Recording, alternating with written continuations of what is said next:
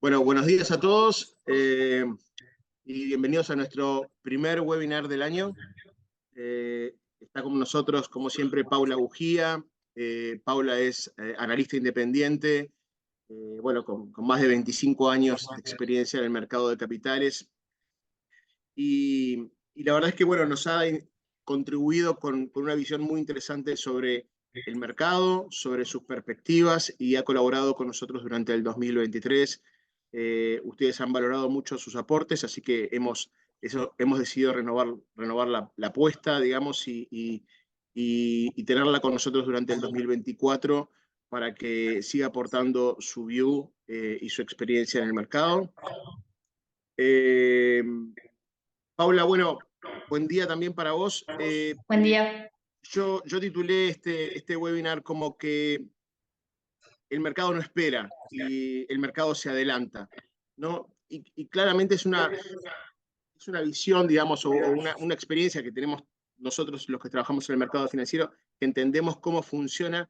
Y decir, bueno, no hay que esperar a que las tasas de interés bajen o que las cosas ocurran. Los mercados empiezan a descontar escenarios y como lo vimos con los precios de los bonos, que tuvieron un fuerte rally, una fuerte suba durante el último mes del 2023, ahora con alguna moderación en las valuaciones y demás, pero en permanente lectura con los datos que vamos conociendo de inflación, y eso fue relevante esta semana cuando conocimos el último dato de Consumer Price Index en Estados Unidos. Entonces, un poquito encarar la charla por ese lado, eh, recorrer un poquito cuáles son tus perspectivas para los próximos meses que estás esperando. Como bien nos habías anunciado en los últimos webinars del 2023, nos decías, no se apuren, las tasas no van a bajar tanto, tan rápido. Vos lo seguís viendo como para mediados del año que la Reserva Federal pueda tomar su primera decisión de recorte de tasas, si es así, o es un poquito más entrado el año. Pero bueno, es algo que tenemos que tener en el radar, porque muchas de las carteras de nuestros clientes están invertidas en renta fija. Entonces, ¿qué tenemos que mirar ahí? Bueno, cómo impactan los movimientos de tasas de interés y sobre todo las expectativas de las tasas de interés, porque al final las expectativas son las que mueven el mercado. Así que bueno, bienvenida y buen día. Muchas gracias, Diego. Muchas gracias a la gente de Bengochea siempre por el apoyo y bueno, muchas gracias a todos por sumarse. Esperemos que todos tengamos un fantástico 2024. Y sí, los voy a tratar de ayudar, como dice Diego, a anticiparse, porque realmente lo que hizo el mercado con el rally extraordinario que vimos el año pasado, entre fines de octubre hasta diría hasta ahora, y que el S&P alcanzando nuevos máximos de 5.000 y fondos de bonos que terminaron el año 9% arriba. Fue justamente esa anticipación que dice Diego. En la reunión de noviembre, Powell nos deja claro que no va a haber más suba de tasas y ahí discutimos cuándo se baja la tasa, ¿no?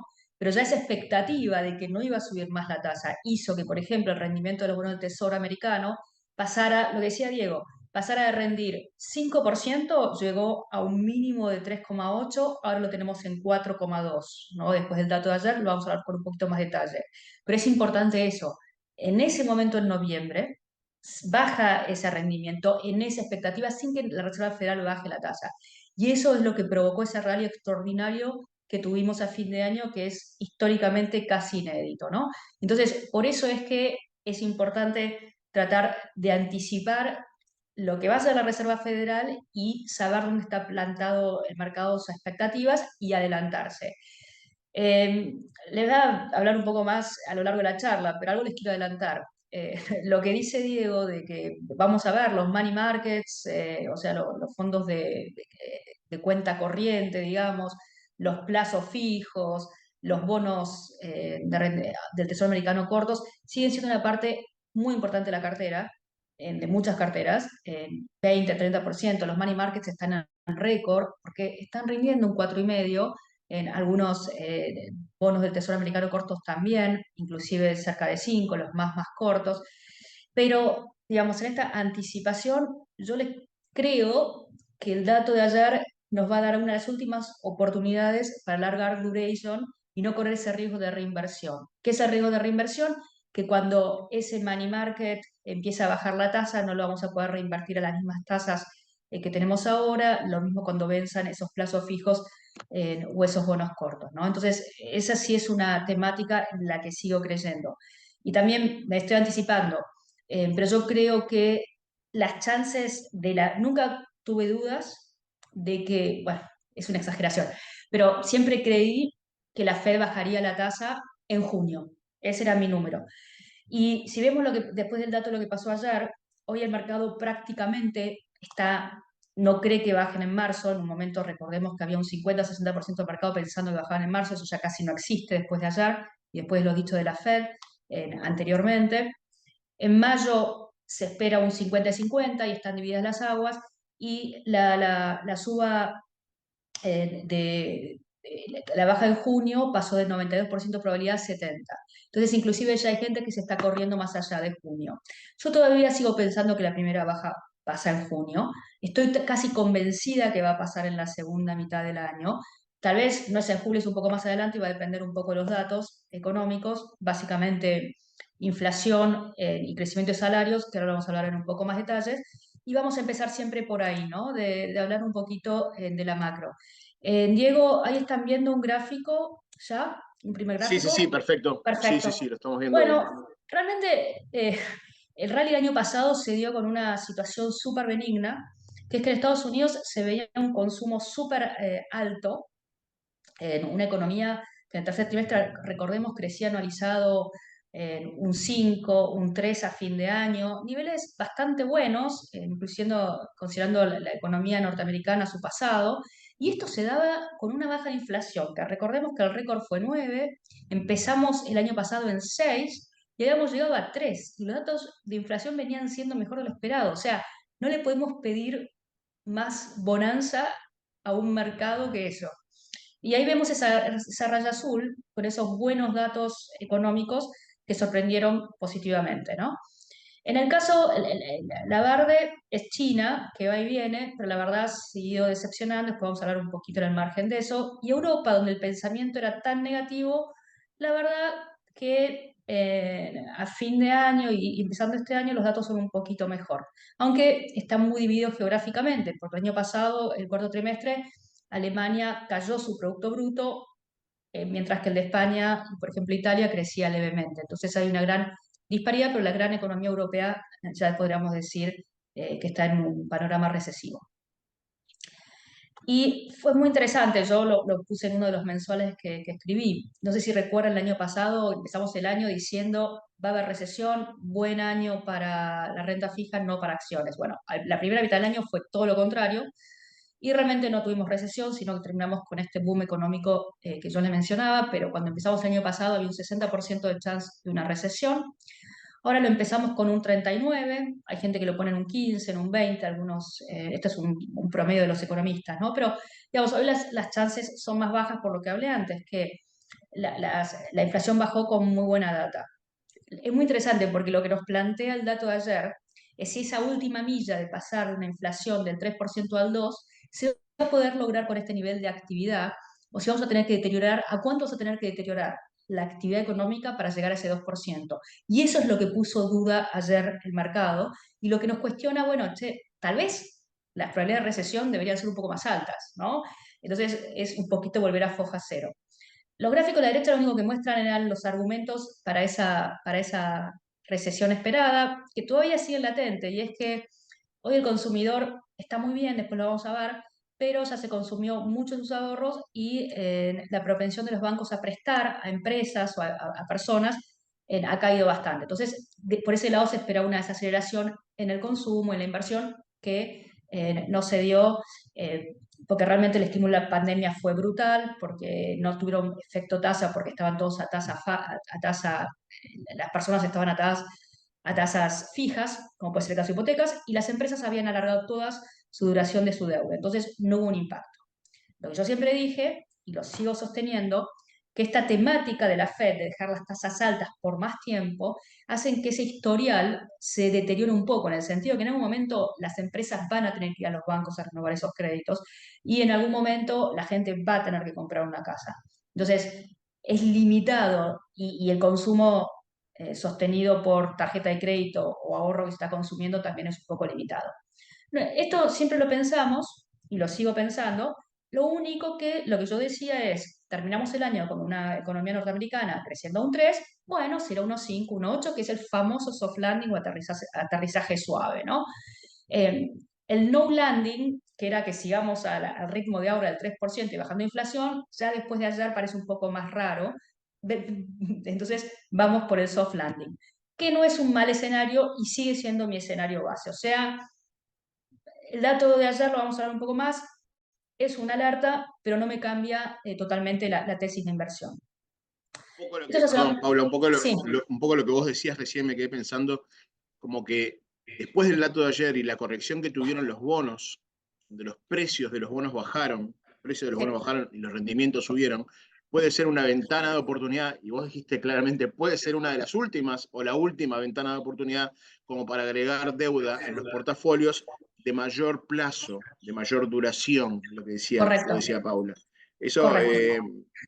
me parece que tiene sentido y que aquellos que por ahí tienen vencimientos en estos días o que tienen dinero que todavía no está invertido, que tienen mucha liquidez en los bancos y eso, puede ser una linda oportunidad como para decir, ok, me compro un bono de mediano plazo o me compro un fondo que tenga una duración de 5 a 7 años. Es ¿Correcto? exactamente eso, y vas a ver que si bien los precios de los, como decís vos, cayeron, te voy a mostrar lo que hicieron los fondos de bonos, que prácticamente este año están un cachito arriba o están flat, porque en realidad, partía de un rendimiento tan alto, ¿no? Que vos tenés el carry, vos tenés el cupón que vas cobrando, los fondos van cobrando sus cupones, y los rendimientos son tan altos, 6, 7, 8%, que te cubre bastante de esa suba de tasas. Y el rendimiento de 10 años estuvo, yo acá me la voy a jugar, pero el rendimiento ayer cerró cercano al 4,2. Yo creo que con la situación que tenés ahora, el máximo va a ser 4,5. No creo que vuelva al 5 el año pasado. ¿En dónde me puedo equivocar y en dónde está el riesgo mayor que yo veo? Es que la inflación vuelva a 5 y la Fed no solamente no baje tasas, sino que aparte piense en subirla un poco más. Hoy las probabilidades de eso las veo bajas porque puedo explicar el dato bien, el dato de ayer, pero obviamente los próximos meses vamos a tener que estar monitoreando la inflación. Recordamos, y no se cree que el PCE, que es el deflactor de Producto Bruto, que es el que sigue la FED como de la inflación, tenga el repunte que tenía. Pero se esperaba en enero un repunte de la inflación. En enero siempre hay un repunte de la inflación porque todo el mundo resetea sus precios, resetea los salarios. Entonces, tal vez se subestimó la estacionalidad. Es un mes raro. Y siempre pensamos que iba a haber ruido mes a mes. Y como buena argentina, experta en inflación, es común tener estos repuntes, una segunda ola, es común, entonces no es una línea recta, nunca lo iba a ser. La verdad que el año pasado no estuvo mal acostumbrado, porque los últimos meses los datos de inflación del año pasado eran espectaculares. Bueno, no es tan fácil, pero no quiere decir que se haga medón y volvamos al 5% de inflación, ¿no? No creo que sea el caso, por eso digo que no cambié mi tesis, obviamente como la Fed yo soy data dependent, o sea, veo los datos que van saliendo. Esta semana tenemos las ventas minoristas y producto industrial el jueves, así que bueno, nada, es seguir un poco. Las cosas por ahora están bien, digamos. Y esto es un poco el consumo que no lo voy a decir, viene súper bien y viene bien por las buenas razones. Pues yo dije que, no, que el ahorro cayó y dije que se están usando tarjeta de crédito, pero también es verdad que los salarios vienen creciendo por encima de la inflación, entonces la gente tiene una riqueza por encima de la inflación. Los salarios, el último dato creció un 4,4 contra una inflación que está en 3. Entonces ese beneficio en su ingreso en términos reales se vuelca a consumo. Esa es la parte benigna. La Fed y todos nosotros nos gustaría ver un mercado laboral un poco más flojo y necesitas un salario creciendo un 3 para tener una inflación del 2. Con una inflación, con un crecimiento de salario del 4, tenés una inflación del 3 por lo menos, que es lo que veníamos viendo, ¿no? Y ese es un tema que debería desacelerar y el último dato de empleo no ayudó. Esto no. Y esto es lo que yo decía del mercado laboral, ¿no? El gráfico de arriba de la derecha, no sé si recuerdan, hace unas semanas salió el 2 de, creo que fue el 2 de febrero, salió el dato que es cuando saqué el mensual, el dato del reporte de empleo de enero, que fue extraordinario, donde se crearon 350.000 puesto de trabajo como se esperaba en la mitad, o sea, y si ustedes ven ese gráfico, el promedio móvil, que es la línea roja, también subió. Entonces acá había una reversión de la tendencia, que la creación de empleo venía cayendo, bueno, aceleró a fin de año. Eh, y después, como decía antes, lo que sorprendió negativamente es que el salario, que venía creciendo un 4,1, se aceleró a 4,4. Cuando uno ve los seguros de desempleos, siguen en niveles muy bajos, los pedidos en alrededor de 200, cambia un poco de semana a semana, pero realmente siguen relativamente bajos en términos históricos. Las vacantes contra desempleado bajó, que es esto Jobs Opening, bajó, pero sigue en niveles históricos altos. O sea, el mercado laboral sigue de punta. Y yo personalmente, y lo dije siempre, y Powell lo repite en cada reunión, yo creo que va a cambiar su tono un poco en la reunión de marzo, que venía diciendo, si ustedes recuerdan en la última reunión de marzo, Powell decía, la verdad, la economía está súper bien, eh, el mercado laboral está bien, pero la inflación en términos anualizados, tomando los últimos 6 meses, estaba abajo del 2%. Entonces, él estaba contento con lo que estaba viendo. Yo creo que en marzo, si no se reviertan rápidamente estos datos de inflación, va a ser un tono un poco más cauteloso y va a volver a algo que él decía mucho. Porque él decía, yo no necesito una recesión para volver a... En diciembre decía, yo no necesito una recesión para volver al 2, no necesito un desempleo alto para volver al 2. Tal vez en marzo va a apaciguar un poco ese discurso de decir, y la verdad, el mercado laboral debería aflojar un poco. ¿Por qué? Acá es la diapositiva más importante, que esto es con los datos de ayer, ¿no? Hubo una aceleración en la inflación que no se esperaba. Entonces, eh, la headline, o sea, la general, fue 3,1, se esperaba 2,9. La núcleo, que es lo que llaman core, que es sacando energía y alimentos, fue un 3,9, se esperaba 3,7. ¿Sí? Entonces, ¿qué salió mal? En parte, los alimentos, perdón, ustedes saben que los bienes y la gasolina han sido factores de deflación, o sea, venían cayendo los precios y eso ayudaba en términos generales. Bueno, se aceleró, la tabla de abajo ustedes ven, food, se aceleró mensualmente un poco la inflación por ese lado, pero lo más importante sigue siendo el tema de servicios, ¿no?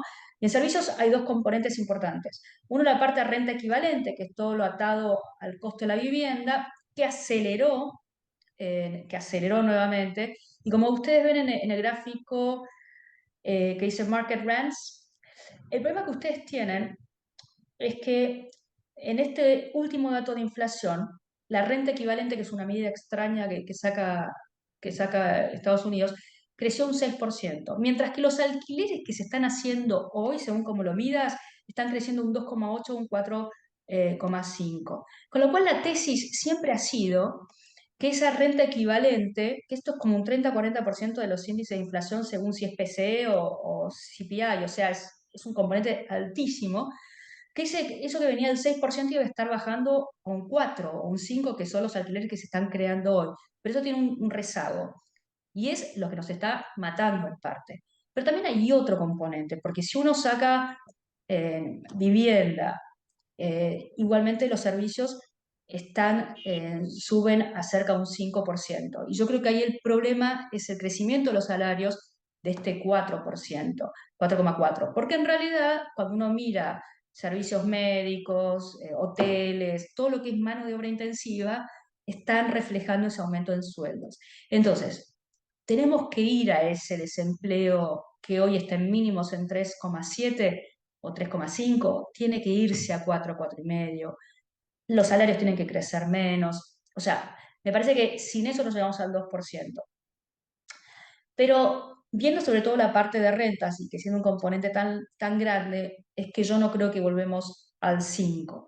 Pero la realidad es que lo que es la núcleo, hace los últimos 3 4 meses, está bastante estancada en ese 4. Ese 4 está costando bastante, ¿no? Bueno, ahora en 3,9. Entonces, bueno, ahí está un poco la clave.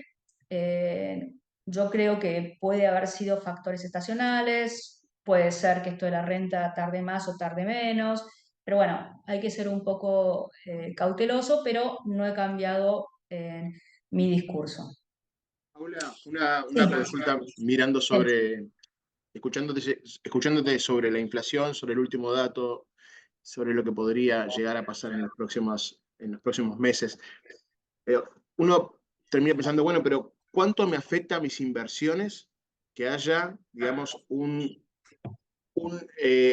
dato positivo de inflación? O sea, que la inflación baje, realmente cómo eso debiera terminar impactando en mis portafolios, tanto de renta fija como de renta variable, ¿no? Hacer esa conexión y decir, bueno, en realidad lo que está haciendo la Reserva Federal es manteniendo las tasas altas, o sea, el costo del dinero alto, para frenar la economía.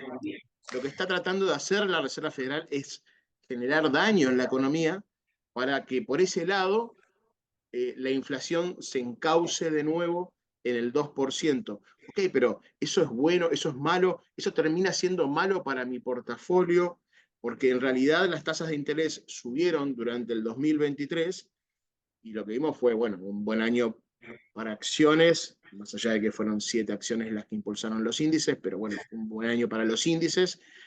Y la renta fija terminó siendo también un buen año porque el último trimestre aceleró fuerte y de vuelta se descontaron escenarios. Ahora, ¿cuánto está descontado? ¿Cuánto los mercados ya descontaron de esta fiesta que era una fiesta futura, que todavía no comenzó, en los papeles no comenzó porque la Reserva Federal no hizo ninguna reducción de tasas de interés? Sin embargo, los mercados fueron Sputnik, ¿viste? Realmente sí. subieron fuerte. Excelentes preguntas y excelentes planteos. A mí cuando siempre digo medio en serio, nadie, que cuál es el precio más importante de una economía, en la economía o en los mercados, y el precio más importante es la tasa de interés. Y la tasa de interés de Estados Unidos, y la tasa de interés la pone la Reserva Federal, porque según eso después se setean los rendimientos de los bonos del tesoro, que los rendimientos de los bonos del tesoro es lo que vos usás para evaluar todos los activos, para evaluar la renta variable, por descuento de flujos, para los bonos lo mismo. Vos siempre lo vas a comparar con esa tasa libre de riesgo, lo pongo entre comillas, que son los bonos del Tesoro americano. Entonces, la tasa de la Reserva Federal y por ende el rendimiento de los bonos del Tesoro es el precio más importante de la economía porque de ahí derivan las valuaciones de todos los activos financieros. Y como bien decís, también es importantísimo para la actividad económica, porque según eso, digamos, en Latinoamérica no estamos acostumbrados, pero en el norteamericano y en Europa todo el mundo tiene una hipoteca, todo el mundo se financia con tarjetas de crédito, las empresas sacan créditos de inversión, entonces el traspaso que vos tenés de tasa de interés a actividad económica es muy alta. No ha pasado esta vuelta por lo que les hablé antes, por los estímulos fiscales y por la duración de la deuda de empresas que se alargó mucho, pero no es inevitable a estos momentos. Y te voy a decir lo que yo creo, el mercado no descuenta, no tiene en su escenario una recesión, o sea, si hay una recesión o la actividad se desacelera mucho, va a ser muy malo, pero nuevamente creo que las probabilidades de eso no son altas, creo que hoy la base es el aterrizaje suave. Y después, pero en realidad yo ya creo que con ese éxito que vos hablás, con ese rally que tuvimos, que la gente ya hasta descontaba que ni siquiera ya tener un aterrizaje suave, sino que ibas a seguir con la misma intensidad. Bueno, no vas a seguir con la misma intensidad, necesitas un poco aflojar la economía para poder bajar la inflación, ¿no? Eso como primera cosa. Más importante aún, y yo acá lo he dicho muchas veces y tengo otro gráfico sobre eso, yo decía muchas veces esta pelea entre los bonistas y la Reserva Federal, lo que yo dije al principio. Vos lo escuchabas a Powell y yo lo escucho cada vez que habla, después escucho la conferencia de prensa, leo el statement, por eso cuando yo les mando es porque hice todo ese laburo. Digo, la gente no lo escucha. Necesito confianza necesito varios meses, evidencia. Marzo nunca iba a ser. El problema es que el mercado de bonos aceleró mucho sus expectativas de baja de tasas, no solamente en cuándo, sino en la magnitud. Le pusieron 5 o 6 veces baja de tasas, 150 contra la Reserva Federal que te decía 75 puntos básicos en 3 veces. Entonces, yo creo que la corrección que estás teniendo ahora son esas expectativas de mercado contra la que la FED te estaba marcando. ¿Sí? Y después de ayer, como les dije al principio, las probabilidades de bajas, ahora todo el mundo se está corriendo a junio, que como bien decís es lo que nosotros venimos diciendo hace 6 meses, por lo menos. Entonces, ese ajuste de expectativas es una oportunidad para la rare duration, tal vez este dato es la excusa para que el S&P corrija un 10%. Cuando vos ves indicadores técnicos y el rally que tuviste, perfectamente el S&P puede corregir un 10%. ¿Eso es malo a mediano plazo? No, la verdad, lo vamos a ver con más detalle, pero las evaluaciones no son excesivas. Hay un exceso de liquidez que te decía que va a tener que buscar un retorno más alto. O sea, yo no estoy negativa, negativa. Entonces, sí, una corrección, sí. Y después el rally que tuvimos sería saludable, ¿no? Entonces, volviendo a lo tuyo, creo que desde ayer la mayor corrección de expectativas es en este tema de los bonistas que esperaban esta baja ya y rápida, con una realidad que te estaba marcando la Reserva Federal, que es lo cauto y lo adecuado. Entonces, eso. Pero bueno, espero haber respondido tu pregunta sobre eso. Pero bueno, son las cosas que siempre, y es el tema de expectativas y cuánto se adelanta el mercado, ¿no? Que es lo que vos pusiste al principio Claro. de esta charla y es esencial. Vos siempre querés ver los datos, qué pensás lo que va a pasar y qué es lo que el mercado, le decimos, está priceando, tienen sus precios, ¿no? ¿Qué es lo que está en precios de mercado? Bueno, tienen que ajustar este tema de que que la economía va a seguir de punta y de que la Reserva Federal va a cortar en marzo y tan rápido como esperaban. Eso se está corriendo y creo que es importante que se corra. Ese ajuste de expectativas siempre al mercado no le agrada, pero después de eso hay oportunidades. Y una de esas, como bien decís, es cuando a la gente le venzan las cosas de cortos, tratar de alargar y de bloquear una tasa alta. Sí, bien, gracias. Algo que yo sigo mucho son las expectativas inflacionarias, como buena argentina, porque cuando tu grandes riesgos con la inflación es que vos tengas una estabilización de inflación por expectativas inflacionarias. En Estados Unidos vos tenés dos formas de medir expectativas inflacionarias, una son con los bonos, los TIPS que están linkeados a la inflación y otras son con tasas swaps que son mercados de futuros.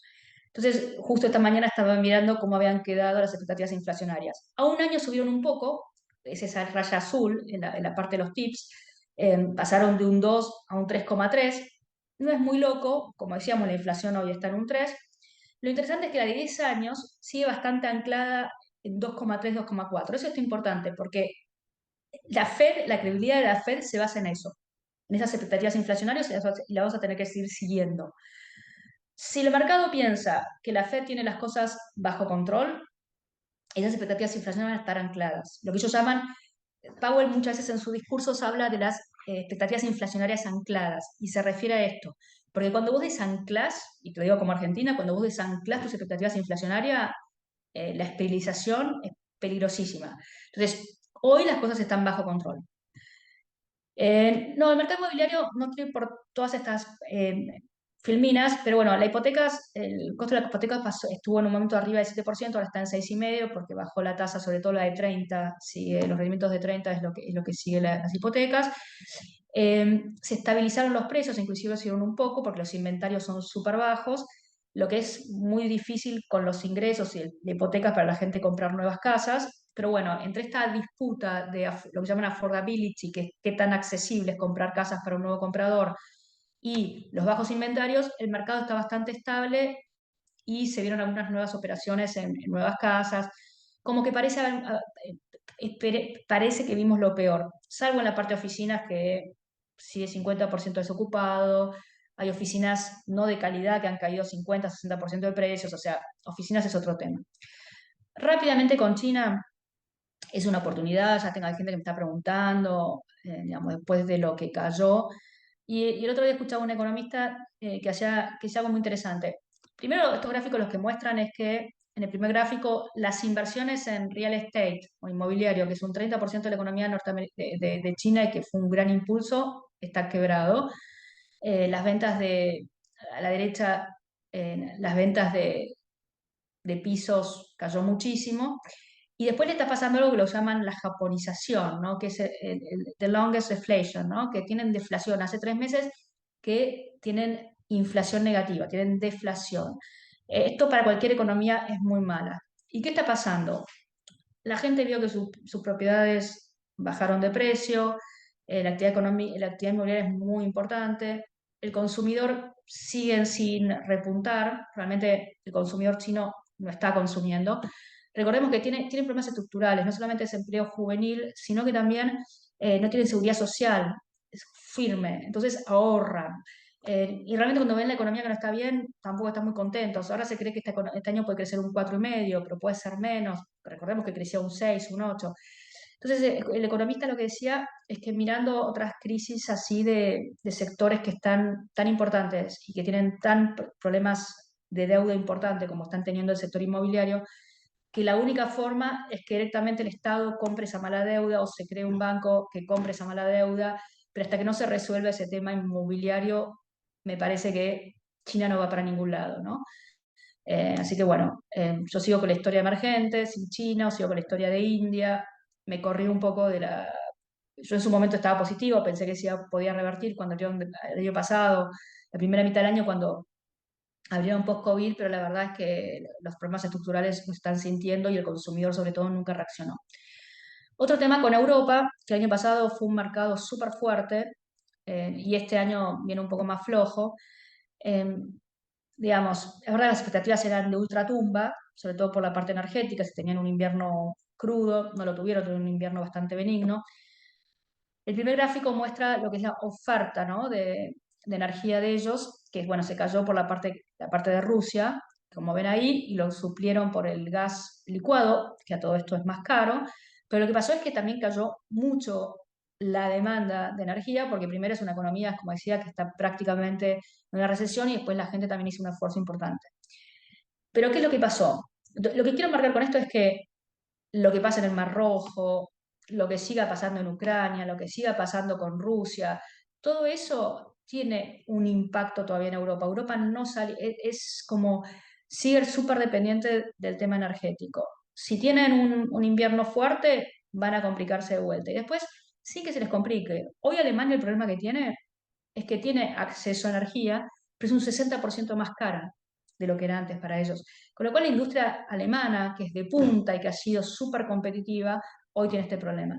Entonces, para mí Europa puede tener sus buenos o malos momentos, pero es una región que no me termina de convencer.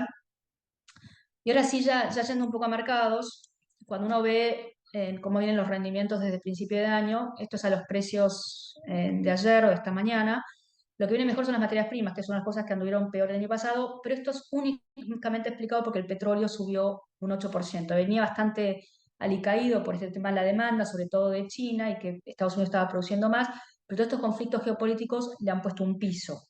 No sé si, no creo que se vaya a 100, a menos que se corte no se pueda pasar el estrecho de Hormuz o pase algo muy extremo. En realidad es un piso más que pensar que el petróleo puede llegar a 100, 120. Esa es mi opinión. Japón viene muy bien, que es un mercado que lo empecé a estudiar un poco más y a entender por qué tiene este buen... el año pasado fue uno de los mejores también. Tengo una filmina después en rápido para explicar algunas de estas cosas. Europa, el S&P como en máximos, pero este año viene siendo nada más que un 4. Y después, como decía Diego, duro para la renta fija por este aumento en los rendimientos de los bonos, que pasó de 3,8 a 4,2 en muy poco tiempo. Entonces, toda la renta fija para abajo, no groseramente, y nuevamente esto es la parte de precios, pero cuando uno le agrega los cupones, ustedes recuerden que la renta fija tiene dos componentes, que es el precio, pero también tiene la renta. Entonces eso se llama retorno total, estos dos conceptos. Entonces, si bien los precios cayeron, las rentas son tan altas, esos rendimientos que hablábamos antes, que hace que el retorno total siga siendo flat o mínimamente positivo para algunos fondos, pues lo vamos a ver. Interesante el Russell 2000, que terminó el año muy bien, aflojó, y también los REITs, o sea, todo lo que es el sector inmobiliario cotizando en bolsa. ¿Por qué? Porque la suba de tasas le pega al Russell 2000, que se hizo un boom de empresas chicas y medianas, creo que acá me preguntaron, y el problema con eso es que el 40% de las empresas del Russell 2000 no ganan plata y están atadas a tasas flotantes, están en deudas privadas o cosas a tasas flotantes. Entonces, toda esta suba de tasas le pega primero que a nadie. Entonces, tasas largas por más tiempo, este cambio de expectativas le pega al sector inmobiliario y le pega al Russell 2000. China venía 11 abajo, hasta 8 abajo, no termina de ir ni para atrás ni para adelante, pero hay gente que lo está viendo como una oportunidad. Yo la verdad me mantendría afuera. Esto no, básicamente ya lo hablamos, que es el mercado tenía expectativas de baja de tasas demasiado excesivas, y lo que ven en el gráfico a la derecha, algo que sacó Bloomberg hoy, que de pasar el momento más agresivo en octubre, de que había un montón de baja de tasas al 3,5 rápido, estamos en una situación que es la del medio, donde se siguen esperando 4 o 5, pero que siguen esperando casi 100 puntos básicos, y nuevamente esto es más de lo que espera la Reserva Federal, y esto es lo que se está ajustando. Esto nada, también ya lo hablé. La de abajo es la curva como terminó a fin de año, y la verde es como está ahora, esa suba de los rendimientos de los bonos del Tesoro. Y lo que pasó las últimas semanas con los datos económicos súper buenos y el dato malo de inflación es que las tasas cortas, perdón, también subieron un poco, 20, la de 3 años, 40 puntos básicos, igual que las largas, porque es eso, reflejan este cambio en expectativas de cuándo va a bajar la Reserva Federal, y en qué magnitud. Eso lo refleja la corta. La larga es inflación más crecimiento, que también, por estas expectativas de mayor inflación y mejor crecimiento, se mantuvieron, se subieron también 40 puntos básicos. Y Paula, esto es, ¿podríamos llegar a ver en un momento una normalización de la curva? yo lo espero y lo veo como una gran oportunidad. Yo creo que lo que va a pasar es que cuando la Reserva Federal finalmente piensa bajar tasas en la segunda mitad del año, esas tasas cortas, que hoy las vemos en 4,7, 5, las muy cortas en 5,4, pero esas son las de pocos meses, porque las más cortas son las que reflejan nuevamente lo que hace la Reserva Federal. Con lo cual, cuando la Reserva Federal empieza a bajar la tasa, esa corta, tenía hasta unos años, empezaría a bajar. Y eso va normalizando en la curva, ¿no? Por eso es que también la duración que ustedes ven en nuestros portafolios de 4 o 5 apuntan a que vos te beneficies de esa baja de tasa corta e intermedia, si querés. Entonces, sí espero una normalización, pero puede tomar un año y 18 meses. Bueno, las tasas reales tienen mucha importancia. Esto es lo que le decía antes, sobre todo la parte de la izquierda, ¿no? Que es el nivel de liquidez en money markets, y lo que decías vos, Diego, y en time deposits, o sea, en plazos fijos. Es altísimo. ¿Qué va a hacer esta gente cuando empiecen a bajar las tasas? Va a buscar dónde alocarlo. Por eso es que también no soy negativa con los activos financieros, porque esos van a buscar otro lugar cuando su tasa de money markets o lo que sea esté en 4, 3,5, ya no estaba tan contento y va a buscar en otros retornos. Así que no, digamos, la expectativa también es, no sé si recordás en la última conferencia de Powell, lo que él dice, que en marzo también van a empezar a hablar de qué hacen con el balance de la Reserva Federal. Vos viste que estaban dejando que vencieran los activos y no estaban recomprando. Entonces, eso no cambió. Pero hubo varios miembros de la Reserva Federal que dijeron que en algunos factores de liquidez, como lo que llaman los repo facilities que usan los bancos, estaban cayendo, que eso estaba sacando liquidez, entonces que en algún momento la Reserva Federal debería cortar lo que se llama el quantitative tightening, o sea, esto de reducir su balance. Si esto pasa, también es un boom para el mercado. O sea, cuando la Reserva Federal también deje si querés, de dejar que venzan activos, treasuries o estructura MBS, también es muy bueno. Entonces, por eso todos los factores de liquidez siguen siendo bastante positivos. Esto ya lo dijimos, los rendimientos de los bonos son tan altos, 6-8%, que por más que suban un poco los rendimientos de los bonos del tesoro, los retornos totales son muy positivos. Lo que sí es que la deuda no está tan barata como antes. Vos sabés que el spread es lo que mide el riesgo crediticio, que te paga por encima de esos bonos del tesoro. En un momento estos spreads eran muy atractivos. Hoy en día, cuando uno lo mira de los últimos 10 años, no están tan baratos, sobre todo los Estados Unidos, investment grade o high yield, y está en un percentil súper bajo, o sea, como que el 9 u 11% de las veces solamente estuvo tan bajo. O sea, uno lo espera que esto esté por lo menos en promedio, que es cuando está en 50, o que esté más arriba. Entonces, por eso yo la mayoría de los fondos uso fondos globales, no de Estados Unidos, donde todavía hay más oportunidades en deudas, por ejemplo, en Europa o mercados emergentes, donde los spreads son más atractivos. Eh, y lo que sigue muy barato es lo que es todo el tema de hipotecas de Estados Unidos, que como hablamos antes, tenemos fondos en las carteras modelos con este tipo de activos, que es el PIMCO Income y el New Berger Strategy, que terminaron el año pasado arriba de un 9%, ¿no? Así que eso, los corporativos emergentes no están tan baratos, sí, los soberanos, pero bueno, ahí tenemos historias idiosincráticas fuertes, pero toda la parte europea se ve más atractiva, es por eso nuevamente que voy a fondos globales. Pero los spreads, esto nada, para marcar que también nuevamente, esto gráficamente, cuando uno mira los de emerging markets o high yield, realmente están caros. La buena noticia es que los defaults solamente pasan en los triple C y tal vez en los B, hasta un veintitanto por ciento de las veces. Pero lo quiero remarcar es el gráfico a la derecha. Los defaults van a subir, hoy están bajos, se espera que llegue a un 5 o 6%. Y ahí está el riesgo que lo que es high yield, el W y el B, los spreads suban un 100, 120%. Por eso seguimos en grado de inversión, que también lo hemos dicho ya muchas veces, esa tesis no lo he cambiado. Esto los MBS, que si bien ajustaron un poco sus spreads, como ven, están bastante altos. Esto en parte se explica por la Reserva Federal, que tenía estas hipotecas securitizadas y estuvo dejando vencer y dejando de comprar. Pero bueno, si esto se revierte es muy positivo para este segmento de mercado. Ahora, yendo al tema de las acciones, a las acciones, la primera mitad del año pasado estuvo dominada por las Magnificent Seven y la inteligencia artificial. Esto cambió con la rally de noviembre, diciembre que vimos, donde también subió lo que decía antes el Russell 2000, las empresas más chicas, el mercado en general terminó subiendo un 14%. eh, sí, 14% la parte que no son las Magnificent Seven, ¿no?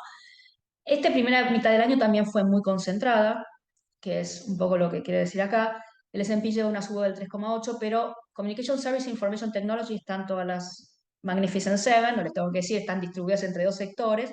Pero bueno, Nvidia con arriba un 30 de vuelta, Microsoft, salvo Tesla y Apple que están un poco pinchadas, el resto, bueno, Tesla cayó bastante, el resto sigue de punta, ¿no? De las tecnológicas grandes. Entonces, esta vuelta también viene muy concentrada. Inclusive la parte de salud, que es el healthcare, está 4,7, está explicado por este tema de las drogas para la diabetes, la gordura, que entonces Lilly subió un veintitanto por ciento, Mark, son algunas farmacéuticas también muy concentrados, y como les decía antes, los sectores más castigados, el real estate, utilities, que están muy atados a lo que es la tasa de interés. El mercado no está barato. El primer gráfico, esa línea, es el price earning histórico. Hoy está en 20 a 12 meses vista ganancias, con ganancias que se espera que crezcan un 10, que es bastante agresivo. Y cuando históricamente estaríamos más cómodos con un hasta 17, 18, con una corrección del 10 ya llegás a eso. El mercado llega a estar 22, 25, con lo cual el 20 no es barato, pero tampoco es excesivo. Por eso es que tampoco pienso que hay que morir en el intento. Y todos los sectores, que es el gráfico a la derecha, están un poquito también más caro que el histórico, pero tampoco nada agresivo. Inclusive la information technology es sobre empresas que están infinitamente mejor que estaban, por ejemplo, cuando fue .com en el 2000, ¿no? En cuanto a ganancias y eso. Las ganancias, las expectativas de ganancias están muy concentradas en las tecnológicas grandes. Entraron al cuarto trimestre, al reporte de cuarto trimestre, donde se habían mejorado sus expectativas de ganancias en un 4% contra el resto del S&P 500, o sacando las Magnificent Seven, donde se había revisado para abajo las expectativas. Por eso es que cuando empezó a reportar resultados, y Tesla salió mal, Microsoft más o menos, Google mal, es que el mercado tuvo el cimbronazo inicial que tuvo, pero realmente la última semana los reportes han sido muy buenos, ya reportaron el 70% del S&P y en general han sido buenos. El cuarto trimestre va a terminar con un crecimiento de ganancias de un 2, un 3, que no está tan mal, con un poquito de ventas. La verdad que América Inc. o el mundo corporativo de Estados Unidos sigue bastante, bastante bien. O sea, resultados que empezaron medio flojos, por lo que yo vi hasta ahora, no son una razón para pensar que el mercado debería aflojar por las expectativas, porque cumplieron las expectativas. Volvemos al tema de las expectativas. Lo importante no son los resultados en sí mismos, sino lo que espera el mercado, lo que termina siendo. Bueno, lo que termina siendo es que el cuarto trimestre viene siendo un trimestre bastante bueno. Hubo algunas excepciones en algunas de las grandes, pero en términos generales viene ok. Eso es bueno. Seguimos para adelante. Pero bueno, eh, cuando uno ve las evaluaciones globales y miramos de la derecha para arriba, el S&P sí tiene una evaluación, como decía, de 20, Y hay otros mercados como el europeo, el japonés, el de mercados emergentes, que están más baratos. Por eso que estamos apuntando ahí. Si también ven nuestras carteras, estamos apuntando a globales. Y es interesante el gráfico de abajo, donde se ve la parte tecnológica. Cuando uno le ve la parte tecnológica de Corea, en Taiwán inclusive, está más barato que lo que es Estados Unidos o Japón. Entonces, inclusive para apostar a temas tecnológicos, hacerlo en emergentes, tal vez a Estados Unidos descontó bastante. En Japón levemente, no creo que quiero pasar a las carteras modelo, pero brevemente para decir que lo que le ha pasado a Japón cuando empezó con Abenomics hace como 10 años atrás, que cuando asume Abe como primer ministro, empieza una reconversión de las empresas japonesas, donde se empieza a dar más bolilla a lo que es retorno.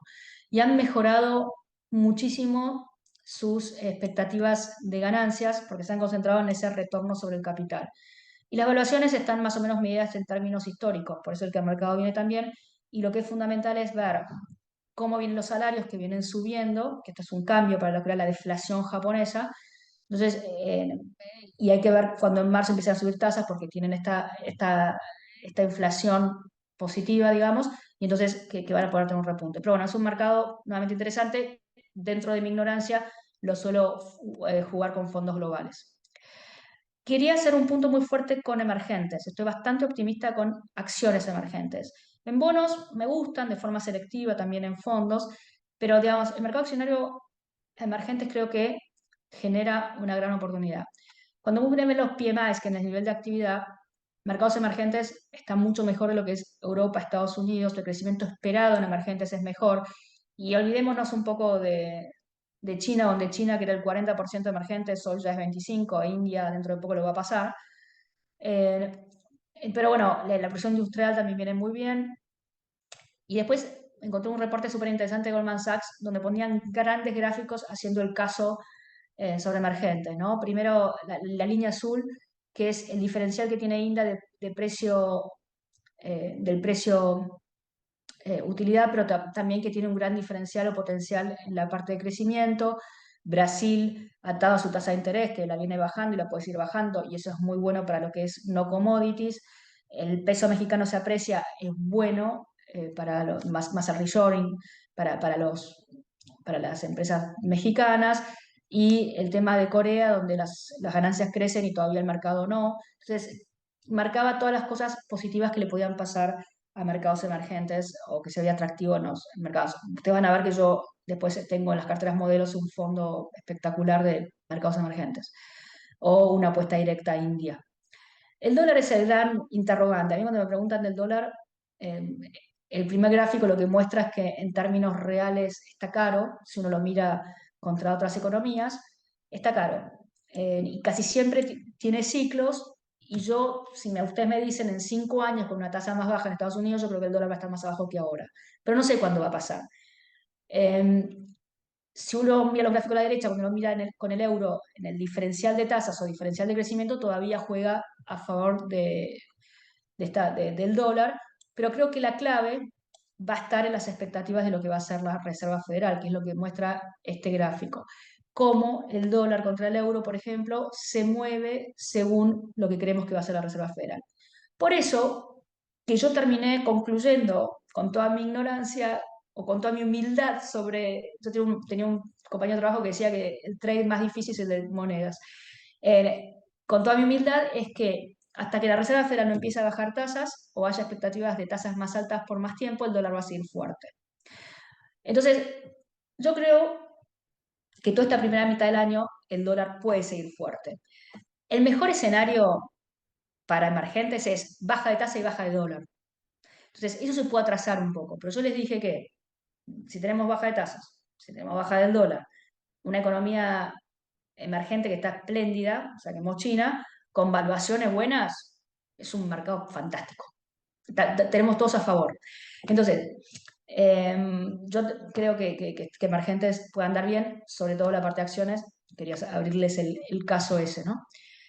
Bueno, el sentimiento de mercado volvió de punta, por lo menos hasta ayer, o sea, eso hace más factible una corrección de mercado. ¿Puede mercados emergentes acoplarse de Estados Unidos? hasta ahí. Si Estados Unidos no tiene una debacle, sí, si cae demasiado, no. Pero por ahora, como no somos ultra negativos con Estados Unidos, tampoco esperamos una corrección muy fuerte en emergentes, inclusive que puede tener un buen reconocimiento.